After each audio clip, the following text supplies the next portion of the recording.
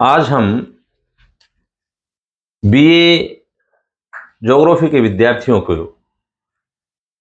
इनके model test paper के बारे में बताना चाहूँगा कि हमारा जो ज्योग्राफी का पेपर है वो introduction to remote sensing, GIS and quantitative methods है। मैंने आपके 3 यूनिट पूरी करवा दी है और अब इसमें से चौथी यूनिट स्टैटिस्टिकल मेथड्स की बनती है, जिसमें mean, median, mode, standard deviation, coefficient of correlation and coefficient of variability. ये इंपॉर्टेंट क्वेश्चन है जिनको आपने करना है। और इससे पहले जो हमने 3 यूनिट पूरी करवा दी हैं उनके मॉडल टेस्ट पेपर के बारे में आप जानकारी लेंगे, ताकि आपको ये पता चले कि क्वेश्चन किस तरह का आता है, कितने नंबर का आता है। ये सारी जानकारी होनी चाहिए और घर जाकर के आप इन क्वेश्चंस की दोहराई भी करेंगे, ताकि तैयारी एग्जामिनेशन जो होगा उससे पहले आप अच्छी तरह से इसको लिख करके देख लें और पूरा बिल्कुल नमूना वही होगा जो मैंने बताया है, उसमें कोई अंतर नहीं होगा। अब यहां देखेंगे ये क्वेश्चन होंगे। पहला क्वेश्चन जो कुल मिलाकर के 5 क्वेश्चन होंगे, जिसमें से पहला क्वेश्चन होगा जो ऑब्जेक्ट टाइप है वो कंपलसरी होगा और 4 यूनिट होंगी। यूनिट फर्स्ट, हर यूनिट में से 2-2 क्वेश्चन होंगे, जिनमें से कम एक एक करना जरूरी है। अर्थात यूनिट वाइज यूनिट फर्स्ट में 2 क्वेश्चन है, उसमें एक करना जरूरी है। यूनिट 2 में भी, यूनिट 3 में भी और यूनिट 4 में भी 2-2 क्वेश्चन है, जिनमें से एक एक करना जरूरी है।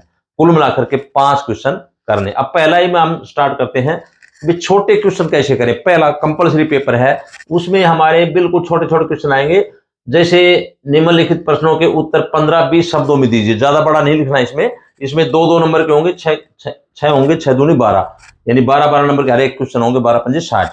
तो पहला है व्हाट इज विजिबल स्पेक्ट्रम। अब मैंने इनके बारे में पहले बता दिया, फिर भी आपको इतना लिखना है थोड़ा थोड़ा कि 15 और 20 शब्द में ही मेंशन करना है, और एक क्वेश्चन, एक जो हमारा छोटा क्वेश्चन होगा वो 2 नंबर का होगा। व्हाट इज विजिबल स्पेक्ट्रम, दृश्य वर्णक्रम क्या होता है। आपने इतना ही लिखना है कि जैसे इलेक्ट्रोमैग्नेटिक स्पेक्ट्रम मैंने बताया था, जिसमें गामा रेज, एक्स रेज और अल्ट्रावायलेट रेज, और फिर उसके बाद में विजिबल रेज आता है। तो आप क्या बताएंगे कि इलेक्ट्रोमैग्नेटिक स्पेक्ट्रम का वह भाग जिसमें से हम आसानी से रंगों को देख सकते हैं, उसे विजिबल स्पेक्ट्रम कहते हैं। ये इतनी लंबा चौड़ा लिखना है, इसमें ज्यादा नहीं लिखना। इसका नैनोमीटर 400 से 700 नैनोमीटर के बीच का जो क्षेत्र होता है वो हमारा विजिबल स्पेक्ट्रम होता है, दृश्य वर्णक्रम होता है। अगला है what are the different types of sensors, संवेदकों के विभिन्न प्रकार बताइए। मैंने पहले ही बताया था इसमें कि संवेदक हमारे 2 प्रकार के होते हैं। रिमोट सेंसर्स 2 प्रकार के होते हैं, एक होता है एक्टिव सेंसर और एक होता है पैसिव सेंसर। एक्टिव सेंसर वह सेंसर होता है जो अपनी लाइट को, अपनी एनर्जी को फेंकता है और वापस चित्र को ग्रहण करके वापस अपने चित्र प्राप्त कर लेता है। जैसे हम देखते हैं ना, जैसे रात को अंधेरा हो जाता है तो सूर्य की रोशनी तो होती नहीं है, तो उसमें फ्लैश मारा और तुरंत ले लिया, उसे बोलते हैं एक्टिव, जिसकी अपनी एनर्जी होती है। और पैसिव सेंसर कौन सा था, जिसकी अपनी एनर्जी नहीं होती है। जैसे सूर्य है, सूर्य ने दिन में प्रकाश डाला धरती के ऊपर और सेंसर ने उस प्रकाश की सहायता से चित्र प्राप्त कर लिया, उसे बोलते हैं पैसिव सेंसर। उस सेंसर का अपना कोई रोल नहीं होता, अपनी एनर्जी नहीं होती है। इस प्रकार से अगला है what is pin point photography. Pin point photography क्या होती है। पिन पॉइंट फोटोग्राफी ऐसी फोटोग्राफी जो एरियल, हमारा जो हवाई सर्वेक्षण होता है उस ऊपर से धरती के किसी छोटे क्षेत्र या किसी विशेष क्षेत्र को की फोटोग्राफी करना, उसे हम पिन पॉइंट बोलते हैं। जैसे मान लीजिए कि हमने लेना है आपका महेंद्रगढ़ शहर का ही क्षेत्र लेना है उसकी, या महेंद्रगढ़ शहर के अंदर भी हमने हमारे यदुवंशी कॉलेज का फोटोग्राफ लेना है एरियल फोटोग्राफी से, तो उसे बोलेंगे पिन पॉइंट, यानी विशेष बिंदु लेकर के जिसकी फोटोग्राफी की जाए एरियल फोटोग्राफी से। अगला है कृषि क्षेत्र में सुदूर संवेदन की क्या उपयोगिता है। Explain the application of remote sensing in the field of agriculture. कृषि क्षेत्र में हमारे रिमोट सेंसिंग की बहुत ज्यादा उपयोगिता है। इसमें हम देखते हैं इसके नक्शे बनाए जाएंगे। एग्रीकल्चर कितनी कहां कहां पर होती है, कितने प्रकार की होती है, उसका नक्शा बनाया जाएगा। पहला इंपॉर्टेंस ये है। दूसरा है कि कितनी प्रकार की हमारी फसलें हैं, उनका उत्पादन कितना हो सकता है। तीसरा है मिट्टी के प्रकार कितने हो सकते हैं और फसलों की उत्पादन क्षमता कितनी हो सकती है।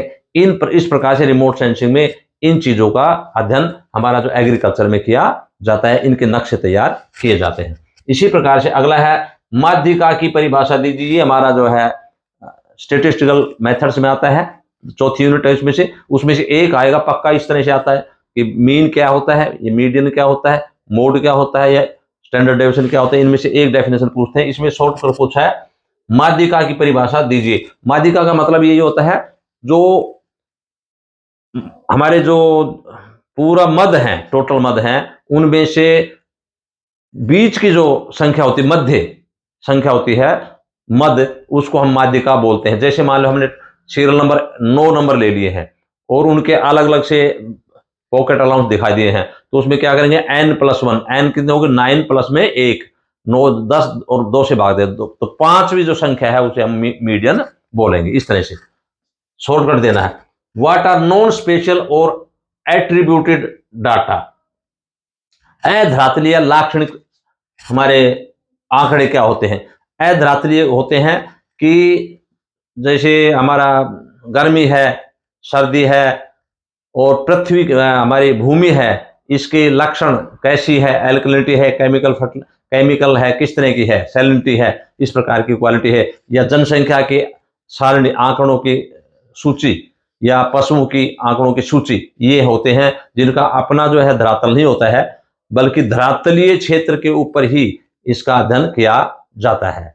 ये होते हैं लाक्षणिक आंकड़े होते हैं। तो इस प्रकार से आपने छोटे छोटे देने हैं जिसमें आपके नंबर कटते नहीं है। पहला वाला बाकी आपने मैंने सारे करवा दिए आपके। पहला ये define aerial photograph, explain the types and uses of aerial photograph, describe the main elements of image और aerial photograph interpretation, most important है। इसके अलावा पहले ये देख लो, फिर इसमें 3 क्वेश्चन और जोड़ूंगा, उससे बाहर एग्जामिनेशन में नहीं आएंगे क्योंकि आपका सिलेबस इतना ही कवर करता है। तो describe the main elements of image और aerial photograph interpretation, most important, हर साल में रिवीजन होता है इसका। अगला है यूनिट सेकंड में सुदूर संवेदन का अर्थ और परिभाषा बताते हुए विद्युत चुंबकीय वर्णक्रम का महत्व स्पष्ट कीजिए। Give meaning and definition of remote sensing, also illustrate the importance of electromagnetic spectrum. और पांचवा क्वेश्चन है describe the main resolution of remote sensing, सुदूर संवेदन के प्रमुख विभेदकों का वर्णन कीजिए। यूनिट थर्ड में है what is the meaning of geographical information system, यानी कि जीआईएस क्या होती है। ये मैंने डायग्राम के साथ बिल्कुल अच्छी तरह से समझा दिया, इसकी कई डेफिनेशन बता दी है। Discuss the various elements of geographical information system, इसके एलिमेंट्स भी मैंने सारे आपके बता दिए थे, हार्डवेयर, सॉफ्टवेयर, लाइववेयर, ये सारे मैंने आपको बढ़िया तरीके से तैयारी करनी है आपने।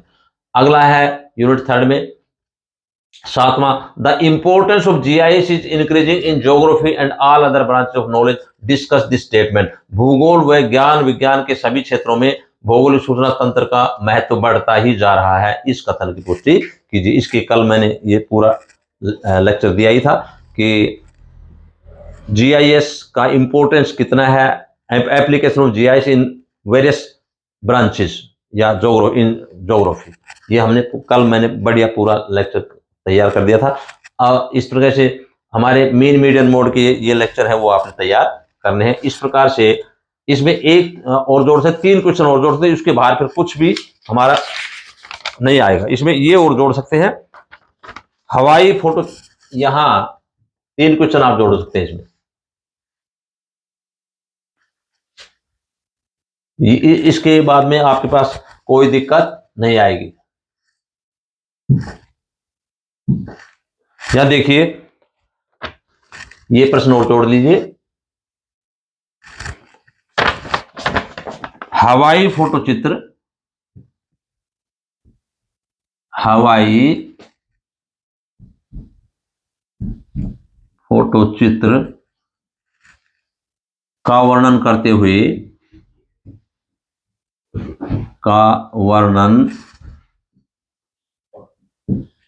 करते हुए भारत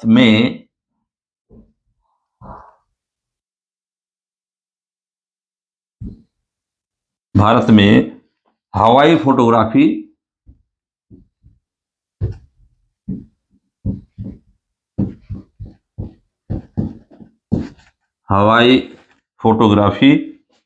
के विकास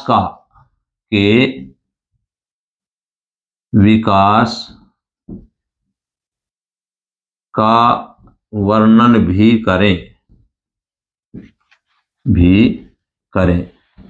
ये क्वेश्चन जोड़ लेना। और उसके बाद में वो क्वेश्चन और प्लस में उपग्रहों के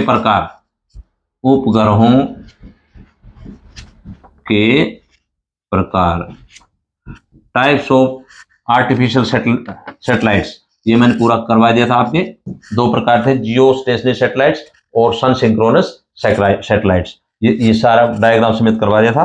और अगला है, एक और कर लो, सुदूर संवेदन के अवस्थाएं, स्टेजेस ऑफ रिमोट सेंसिंग। सुदूर संवेदन की अवस्थाएं तथा इसके उद्देश्य, ऑब्जेक्टिव्स तथा उद्देश्य।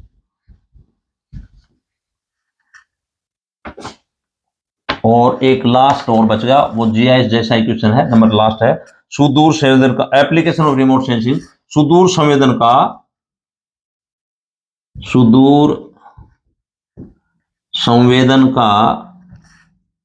विभिन्न क्षेत्रों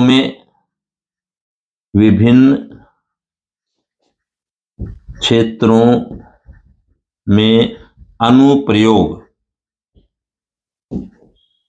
application of remote sensing in various fields, विभिन्न क्षेत्रों में सुदूर संवेदन का प्रयोग। ये पूरा, ये 4 क्वेश्चन और जोड़ लो। पहले जो क्वेश्चन बताए थे, इससे बाहर कुछ भी नहीं आएगा। आप अच्छी तरह से तैयार करेंगे। और कोई दिक्कत हो तो आप जो है मुझे बता सकते हैं, ताकि हम और क्वेश्चन दोबारा रिवाइज कर देंगे। ठीक है।